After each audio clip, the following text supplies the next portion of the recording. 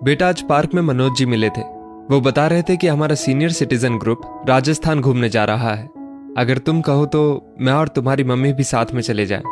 घर की जिम्मेदारियों से कभी फुर्सत ही नहीं मिली कि तुम्हारी माँ को कहीं घुमा पाता। राकेश जी ने अपने बेटे जतिन से पूछा। अरे वाह पापा, ये तो बहुत अच्छी खबर है। ठीक है, आप मनोज अंकल से सब जानकारी ले लीजिए, जतिन ने कहा। बेटा, मैं सब जानकारी लेकर आया हूँ। 15 दिन का टूर है। मेरे और तुम्हारी माँ के मिलाकर 25,000 रुपए लगेंगे। राकेश जी खुश होकर बोले। क्या 25,000?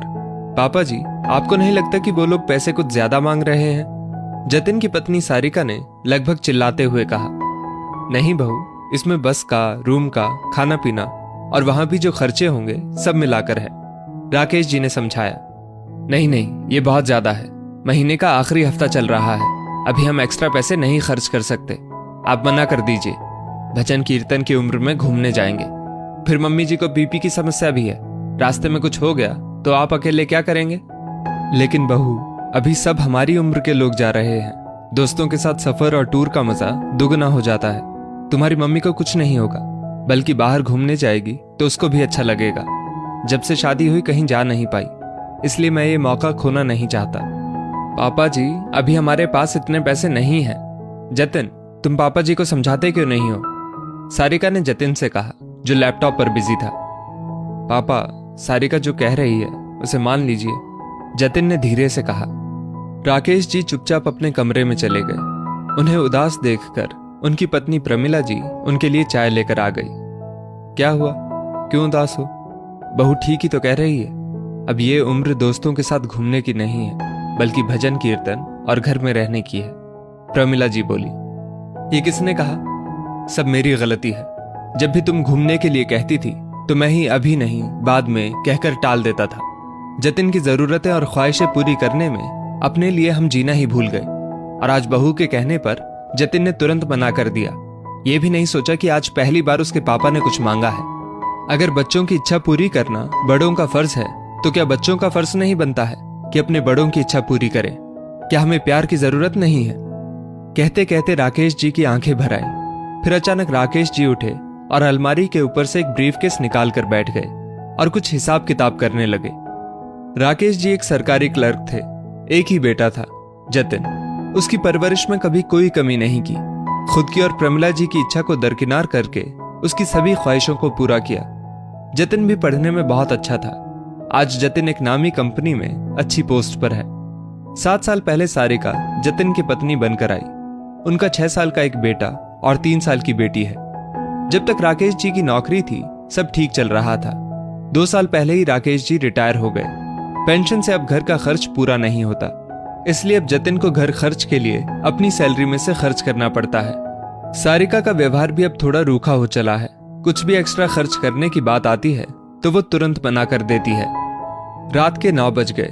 प्रमिला जी ने आकर उन्हें खाना खाने के लिए बुलाया तो उन्होंने खाना वहीं मंगा लिया।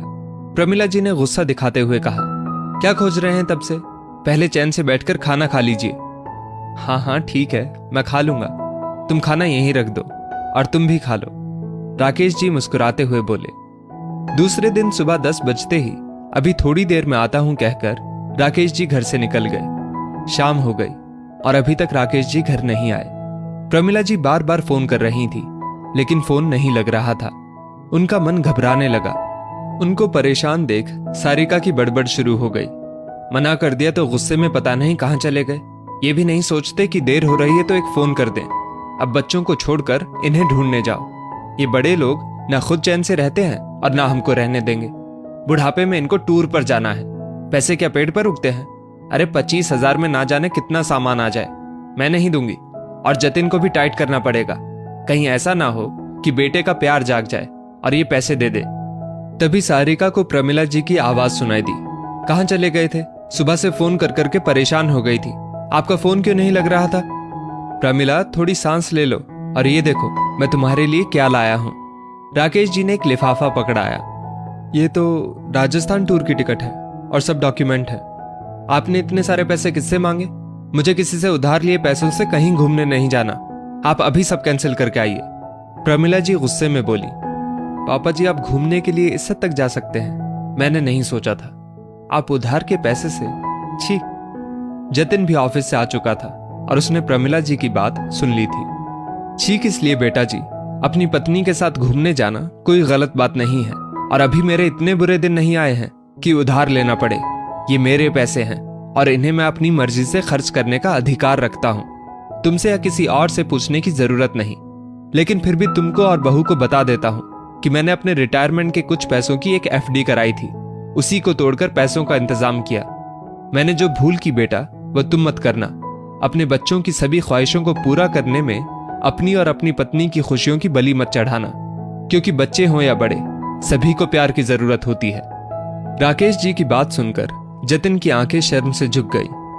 अरे हाँ, एक बात बताना भूल गया। टूर से आने के बाद मैं और प्रमिला अपनी गृहस्थी अलग बसाएंगे। तुम लोग बोझ समझकर हमें कहीं वृद्धाश्रम भेजो, उससे पहले हम खुद अलग हो जाते हैं। प्रमिला, क्या तुम मेरा साथ दोगी फिर से उम्र के इस पड़ाव में, नई गृहस्थी बसाने में? प्रमिला जी ने आगे बढ़कर राकेश जी का हाथ थाम लिया और बोली, हमेशा। माता पिता अपने बच्चों के लिए कितनी तकलीफों का सामना करते हैं ताकि बच्चे बेहतर जिंदगी जी सकें। बदले में वो सिर्फ थोड़ा सा प्यार और सम्मान ही चाहते हैं। लेकिन क्यों बच्चे बड़े होकर अपने माता पिता को वो प्यार सम्मान नहीं दे पाते जिनके वो हकदार हैं?